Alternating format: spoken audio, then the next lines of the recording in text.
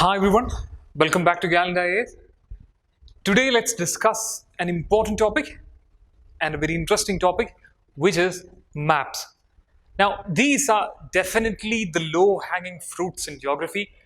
Repeatedly, often every year, a question based on maps is asked in your preliminary exam. That has been quite the standard for some times now. So it is very important for you to attempt these questions which have been asked in the past and also to identify such potential questions from the current affairs area. Now, as we start, I would like to remind you that this is only the basis, this is only the fundamentals of how to read and attempt map-based questions, but you have to do little more work and combine your efforts with current affairs, no doubt about that. But remember, these questions are very easy. So once you get the hang of how things are, you will be able to identify potential questions from current affairs and also proceed with it. Now, it is a very vast area if you consider maps as a separate subject. But remember, we are only preparing for UPSC exam. So from UPSC standpoint, it can be narrowed down to certain areas. Now, this would be the first part in your map class, and later classes will delve into more areas which are part of the map-based syllabus. Now, before we get on with our journey, let's see two map-based questions which have been asked in the previous year question and previous year examination, and try to understand how they are asking these questions. Okay, now I'll show you two questions here. Now we'll discuss the answers to this question at the end of this class. What I want you to do right now is to understand and identify how questions are asked, especially how map-based questions are asked in previous year examination, how they are asked by UPSC. So this would be your standard area. This would be the standard that they would follow when they ask the questions. So it can be as simple as this question, right? Look at here. Which one of the following pairs of states of India indicates the easternmost and the westernmost states? A direct question, straightforward question. Maybe some of you would be able to answer this right now. Try to answer it, okay? Maybe you can answer it now, but these are the kinds of questions that can ask. It could be as simple as this.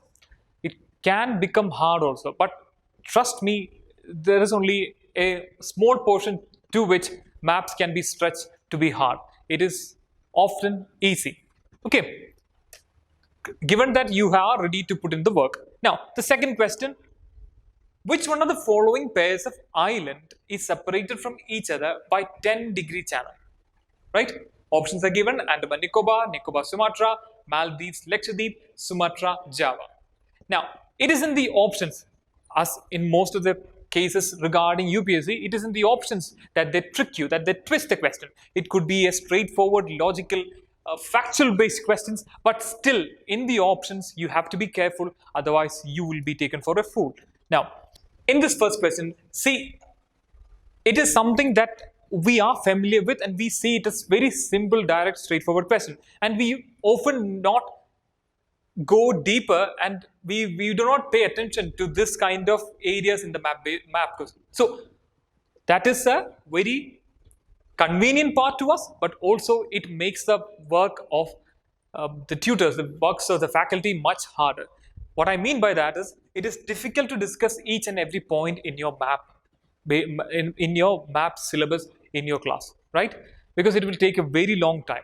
What you can do here is get an atlas. Okay, get an atlas, get yourself familiar with it, go through it daily, build your knowledge and work your way around the maps so that it will become second-hand knowledge to you. It becomes easier to you. It becomes easier to you to recollect at an instant. Okay, so these are the questions, these are the kinds of questions that have been asked, almost straightforward. Once you know, it becomes absolutely easy. Okay, so let's start with the question. Now, the questions that I have showed you, one, they are easy. Second part, it is asked in your UPSC preliminary exam where each marks count. They are very important to you. Don't skip it. These, I told you in the beginning, it is a very easy area. compared to the other areas that you have to deal with in geography. These are low-hanging fruits. With current affairs, you can build the basis. With maps, regularly going through maps, it becomes easier to you. And with all that, given all that, it is very important that you prepare for this area, right? Okay. Now, what to learn in maps is a very wide question. It's a very relevant question. If you're asking this question, congratulations, you are on the right track. The first step is to ask the right questions, right? So, here, see, UPSC have an obsession, and that obsession is nothing but India. We are concerned with her people, we are concerned with her boundaries, we are concerned with her interests. So, even in maps, we follow the same formula. We focus on India, we focus on her neighborhood, we focus on her borders, and beyond that, important international locations which are often discussed with regards to current affairs, which may or may not affect India directly with her interests. Okay, but as a full-fledged, self-respecting member of the international community, we are concerned with everybody, right? So, then, lastly, the cardinal lines, like the longitudes and latitudes, right? We know this, right? We know longitudes and latitudes and prime meridians, right? All these important lines are also important. These are man-made imaginary lines. We use them to split Earth into different areas, different sectors, and we use them to identify and pinpoint an exact position. And these lines create some areas on our Earth, and we use them to measure time, measure distance, and identify locations. There are some important lines like equator. You have to learn about all the countries. You have to identify all the countries over which equator passes through. Similarly, Tropic of Cancer, Tropic of Capricorn, all that, right? So cardinal lines are also important. Majority of this includes which only concerns the Indian matter. Okay, so these are roughly the area where you have to focus on maps. Okay, now let's start with our concern, our primary concern, the well-being of our motherland, India. Right, now, in map, we have to ask the question where, right? Location, India's location. It is entirely a northern hemisphere nation, right? We are in the northern hemisphere. We are situated above equator, right? The globe, equator, India lies here, right? India lies square, simple, straightforward above equator. So we are a northern hemisphere nation, and we lie between 8 degree and 36 degree north. That is,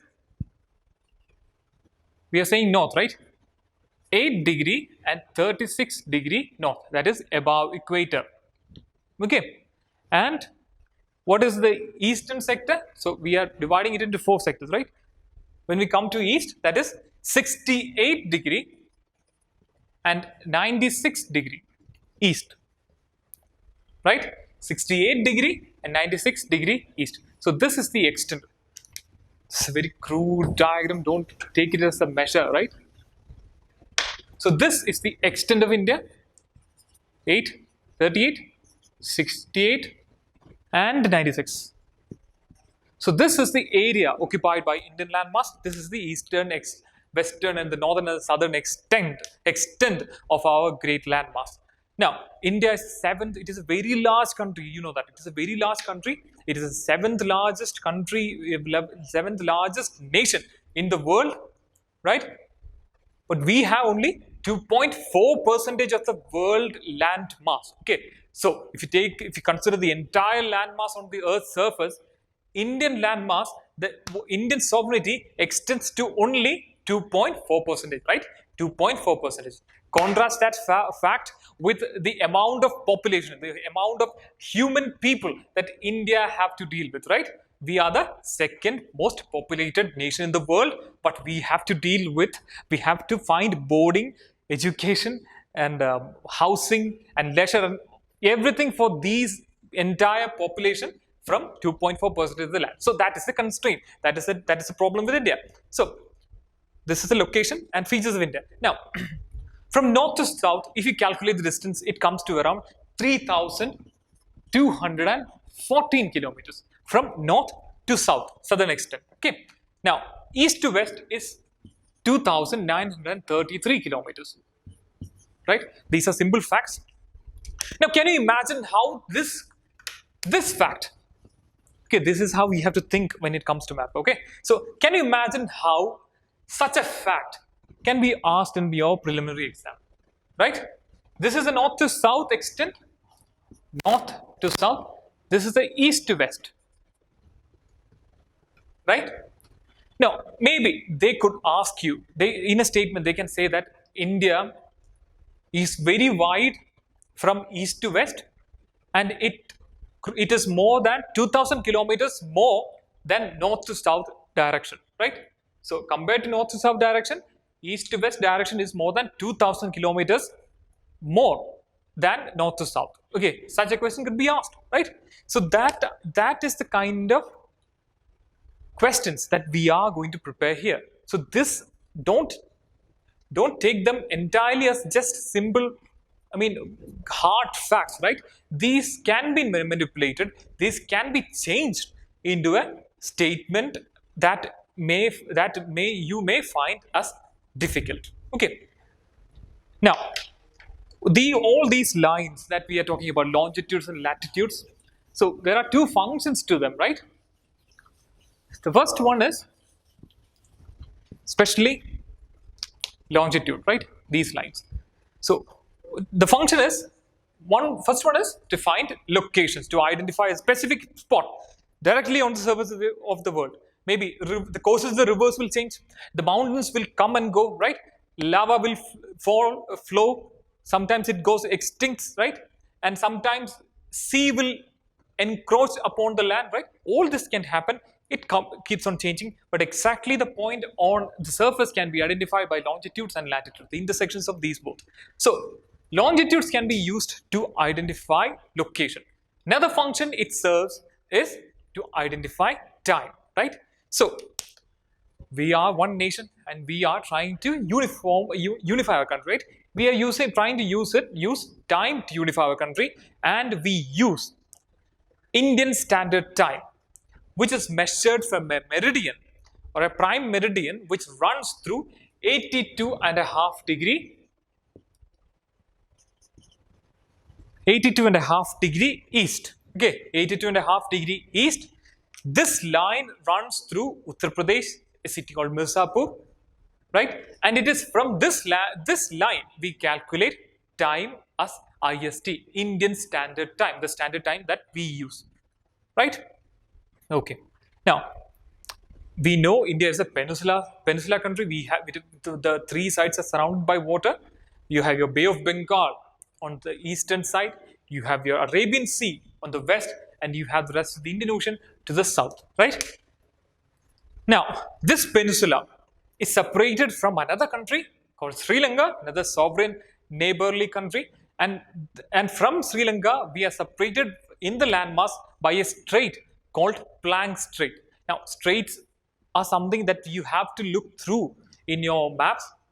Bering Strait, Planck Strait, all these straits are very important because most often than not, these straits are very strategically important sea lanes, right? And they have been known to be used for very long time, even from the antique times. They have been used for transportation. So these are very important. These are the things that you have to focus on. So what is the strait that separates India from Sri Lanka?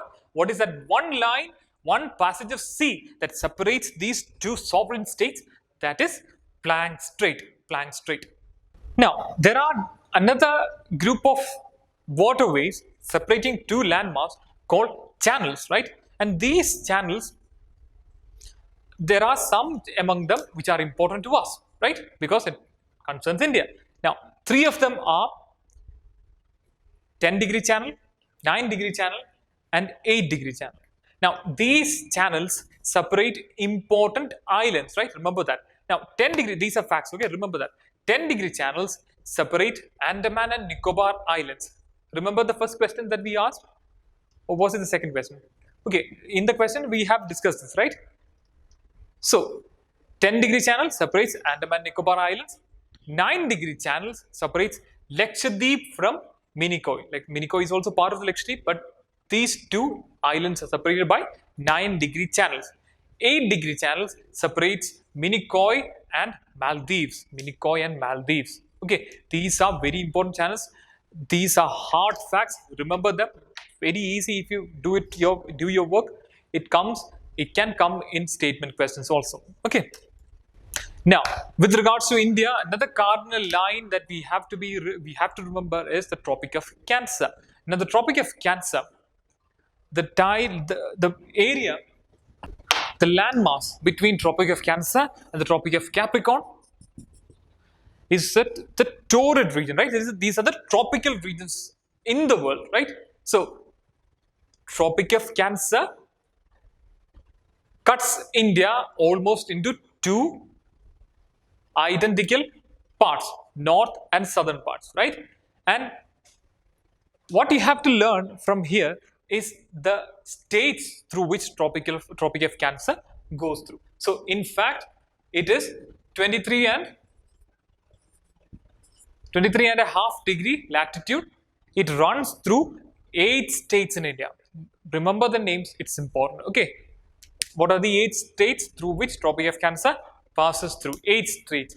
Starting from the west, the western coast, we have Gujarat, Rajasthan, Madhya Pradesh, Chhattisgarh, Jharkhand, West Bengal, Tripura, and Mizoram. Okay. Remember them in sequence. They could ask you to arrange them in sequence. Okay, all these questions are possible. So that is what I'm telling you. These are normal facts, but don't learn them just as facts. Mix and just play with them, right? They could simply ask you, identify the states through which Tropic of Cancer passes through from this list given below, or they can make it a little complicated. They can ask you to arrange the states from west to east, right? West to east on the basis of the passing of Tropic of Cancer. So, same question, same fact, same logic, but it can be considerably hard. They can make it considerably hard for you. So, pay attention to them. Start from the west, right? 1, 2, 3, 4, 8. Gujarat, Rajasthan, Madhya Pradesh, Chhattisgarh, Jharkhand, West Bengal, Tripura and Mizoram. Tripura and Mizoram, the eastern part of India. Okay, northeastern part of India. Now, the next time we will deal with the neighbors of India. Now, the questions that we saw in the beginning. The first one, you do it by yourself. It is a very easy question. And take this as a template and try to identify other states also. What is the northernmost state of India, and what is the southernmost state of India? Okay, what is the state just before the easternmost extent, right? Do all that. What are the states which shares borders with maximum number of other states? Take this as a template. Learn everything about states. Take out a map. Okay, now things are much easier to us, right? Because we can rely on technology. You have Google Maps, right? You have Google Earth. Use them to identify these locations, and it becomes easier for you. It becomes it is fun, right? It is fun to go through Google Maps, Google Earth, because it is not like any mundane paper, right? But others, people who are not comfortable with that, maybe you can also use Atlas. It is equally effective. You can buy a standard Atlas, go through the different states, try to identify the relation between each state to the other, right? Another question could be asked, what are the states that we'll discuss in the next part of this class, right? That will come later.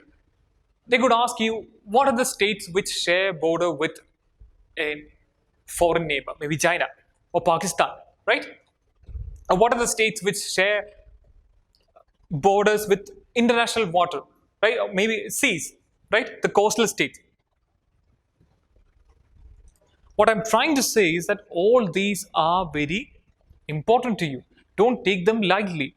All these are very easy to you. Just go through, just spend from at least from now on, spend at least 10 minutes with your Atlas. Go through them, it will become easier. So you do this by yourself, it's a homework.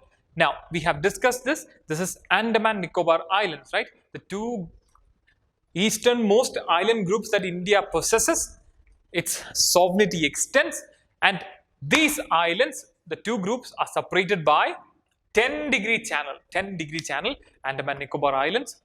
Now, in the next class, we'll discuss India in relation with her neighborhood. What are the different countries with which India share with its borders? What are these borders? Right? We'll discuss all that. These are the next important part of area. After this, we'll leave India. We'll go to the globe. We'll discuss about the important locations, important areas where you have to focus on in the entire globe. So thanks for listening. We'll see you in the next class.